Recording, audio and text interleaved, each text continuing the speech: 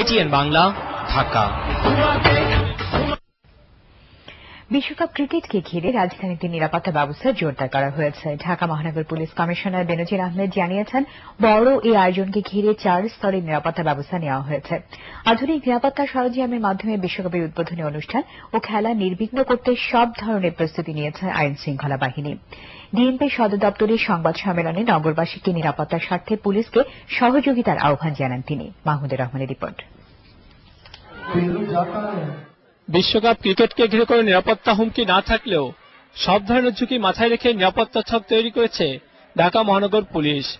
DMP সদর দপ্তরে আনুষ্ঠানিক সংবাদ সম্মেলনে পুলিশ কমিশনার বেনজির আহমেদ সাংবাদিকদের জানান, বিশ্বকাপ ক্রিকেটের সবচেয়ে বড় আসরের উদ্বোধনী অনুষ্ঠানের স্থল বঙ্গবন্ধু জাতীয় স্টেডিয়াম, মিরপুর শেরেবাংলা জাতীয় স্টেডিয়াম, বিদেশি অতিথি ও খেলোয়াড়দের হোটেলগুলোতে নেওয়া হয়েছে 4 স্তরের নিরাপত্তা। 80 কোটি টাকা ব্যয়ে কেনা নিরাপত্তা সরঞ্জামের কিছু ইতিমধ্যেই হাতে পেয়েছে পুলিশ। খেলা চলাকালীন সময় আরো কিছু যন্ত্রপাতি তাদের কাছে পৌঁছানোর কথা। স্টেডিয়াম কেন্দ্রিক, তারপরে একটা হচ্ছে ট্রাফিকের ব্যবস্থাপনা, একটা হচ্ছে রাস্তার ব্যবস্থাপনা, আর একটা হচ্ছে রাস্তা প্লাস হোটেলের ব্যবস্থাপনা, আর এটা করেছে আমরা সামগ্রিক ঢাকা সহ।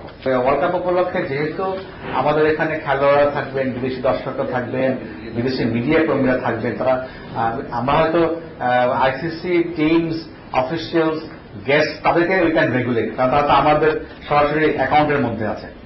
ডিএমপি কমিশনার আরো জানান, বঙ্গবন্ধু জাতীয় স্টেডিয়াম এবং মিরপুর শেরেবাংলা জাতীয় স্টেডিয়ামের টিকিট কিংবা পাস ছাড়া কাউকে যেমন প্রবেশ করতে দেওয়া হবে না, তেমনি উদ্বোধনী অনুষ্ঠান কিংবা খেলার দিন কোনো টিকিটও বিক্রি হবে না। ঢাকা মহানগর পুলিশ নগরীর 17টি জায়গায় বড় পর্দা অনুষ্ঠান ও খেলা দেখার আয়োজন করেছে। এছাড়াও ডিসিসি ও বিসিবি একই ব্যবস্থা রেখেছে নগরবাসীর জন্য। স্টেডিয়ামে অবস্থানরত সকল নিরাপত্তার স্বার্থে কোন প্রকার উচ্চ ক্ষমতা সম্পন্ন দাহ্য পদার্থ, গ্যাস কন্টেইনার, রাসায়নিক দ্রব্য এবং যে কোনো বিস্ফোরক সহ স্টেডিয়ামের অভ্যন্তরে কোন প্রকার মাদক দ্রব্য বহন করা যাবে না। Video camera, still camera, banner, festoon ইত্যাদি নিয়ে স্টেডিয়ামে প্রবেশ করা যাবে না। কোন প্রকার বাইসাইকেল, রিক্সা, মোটরসাইকেল, স্কুটার, অন্য যে কোনো ধরনের যানবাহন, গাড়ি ইত্যাদি স্টেডিয়ামে যাওয়া যাবে না। উদ্বোধনী অনুষ্ঠানের দিন দুপুর 12টা থেকে অনুষ্ঠান শেষ না হওয়া পর্যন্ত বঙ্গবন্ধু জাতীয় স্টেডিয়ামের আশপাশের কয়েকটি রাস্তায় যানবাহন চলাচল বন্ধ ঘোষণা করেছে ডিএমপি।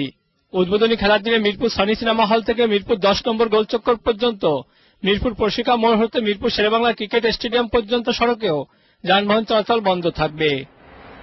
মাহমুদুর রহমান, এটিএন বাংলা, ঢাকা। বিশ্বকাপ ক্রিকেটকে সামনে রেখে ধুম পড়েছে জার্সি, ক্যাপ আর ব্রেসলেট কেনাবেচে। জমে উঠেছে রাজধানীর বড় বড় শপিং মল থেকে শুরু করে ফুটপাত পর্যন্ত।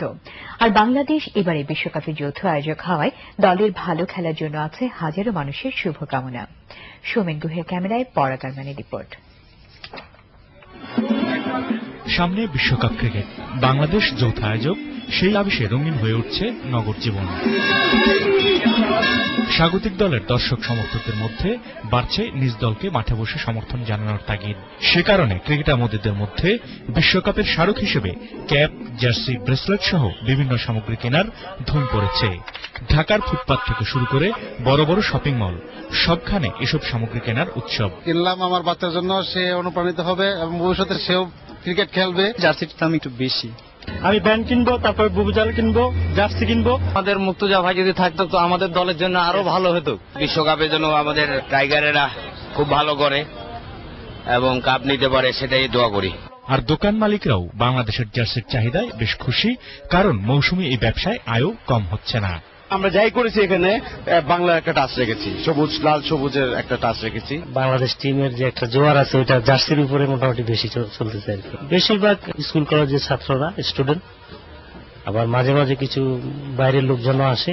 বিশ্বকাপের স্মারক বিক্রির দোকান খুব একটা না থাকলেও মালিবাগের এই দোকানে ক্রেতাদের ভিড় কম নেই। তাছাড়া জার্সি, ক্যাপ আর বাঁশির সাথে মাঠে টাইগারদের উৎসাহ দেয় সমর্থকদের এই প্রস্তুতি ভালোভাবেই জানান দিচ্ছে বিশ্বকাপ ক্রিকেটের। পরাগ আরমান, এটিএন বাংলা, ঢাকা। সংসদের সার্বভৌম ক্ষমতা